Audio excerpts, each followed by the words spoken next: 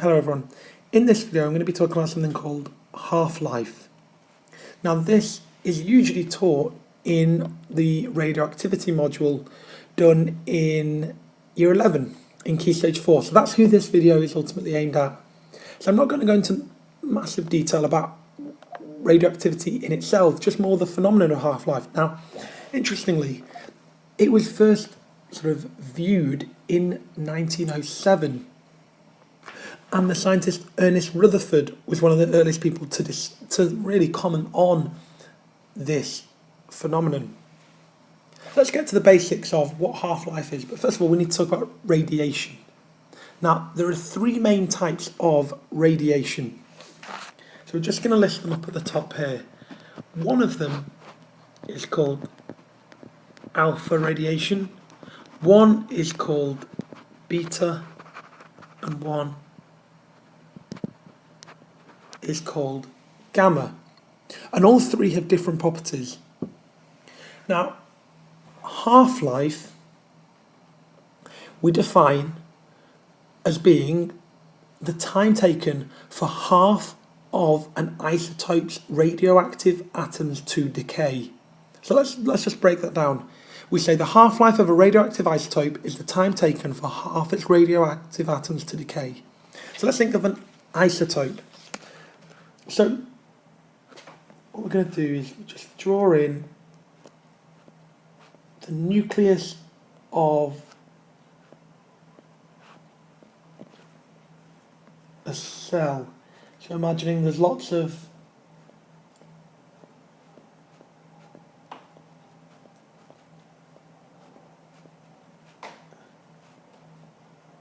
protons and neutrons. Not the best sketch, but we're just going to take the blue circles as protons,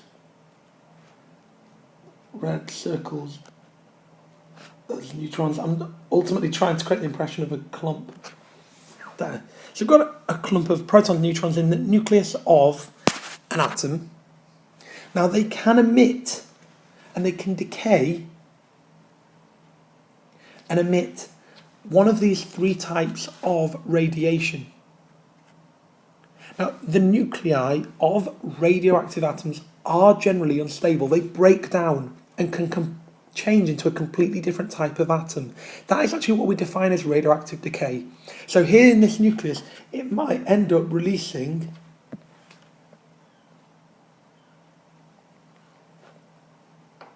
two protons and two neutrons. In fact, that is an example of an alpha particle.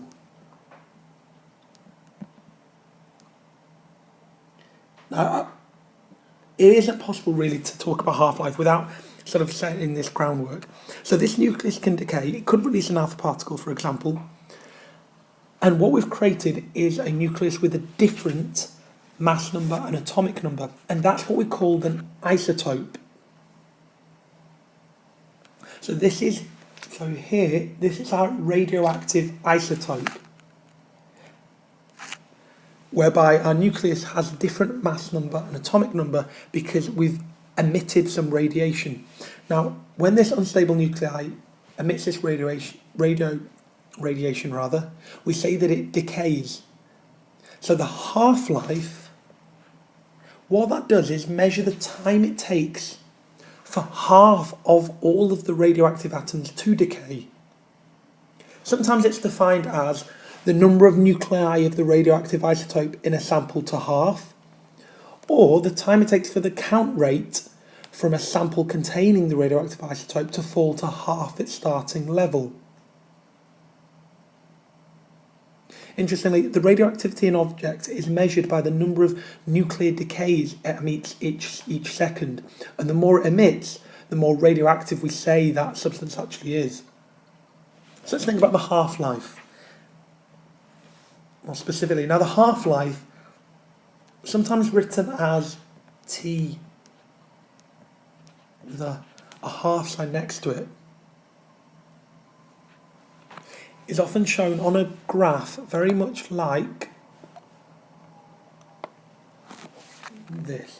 So let's imagine that we've got graph here. Got time in days on the bottom. And up the side we've got the number of counts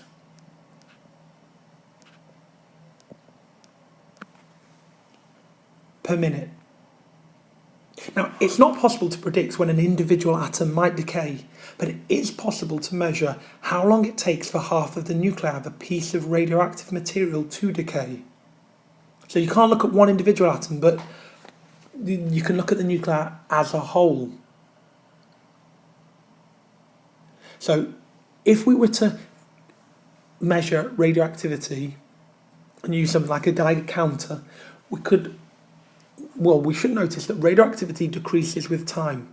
And it's possible to find out the half-life of a substance using a graph like one I'm drawing when you look at the count rate against the time, and you should get something a bit like this.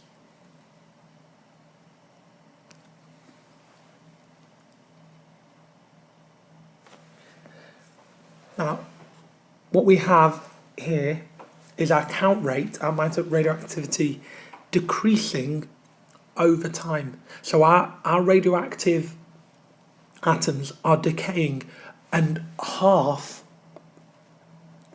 of, or the time it takes for half of those radioactive atoms to decay is going to be a half-life. So let's say this number at the top here is 100.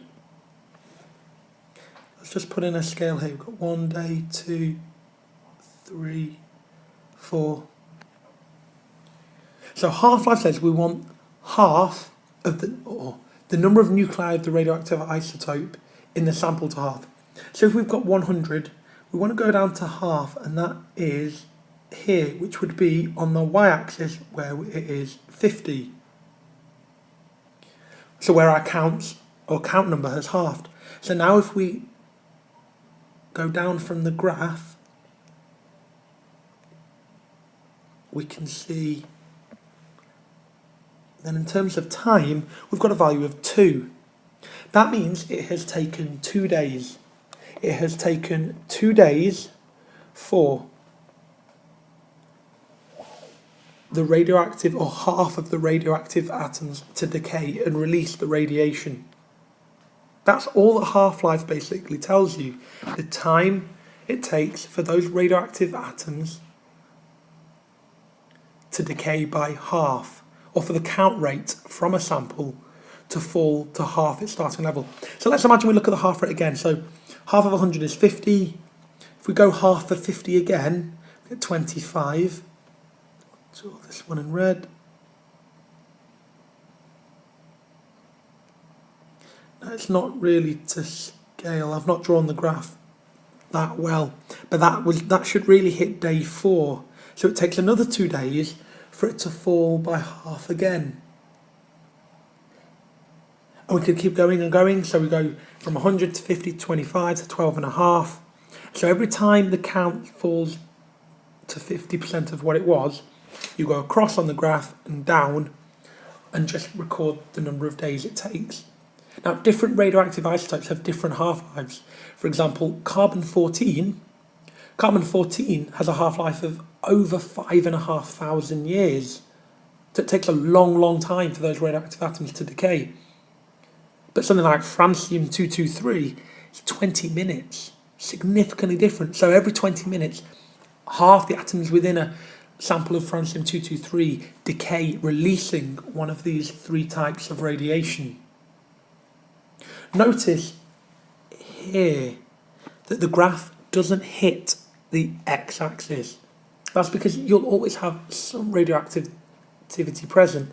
If you go to half 100 and you get 50, 25, 12.5, 6.25, if you keep going, you can see it's going to take an almost infinite amount of time to get to 0.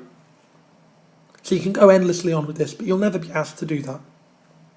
You'll just be asked to appreciate that on this graph, if you go halfway down on the counts and then extrapolate downwards to the x-axis, you can work out the half-life, depending on what the scale is. So in this time we've got the time in days. So that's just a little bit there about half-life. Hope that helps.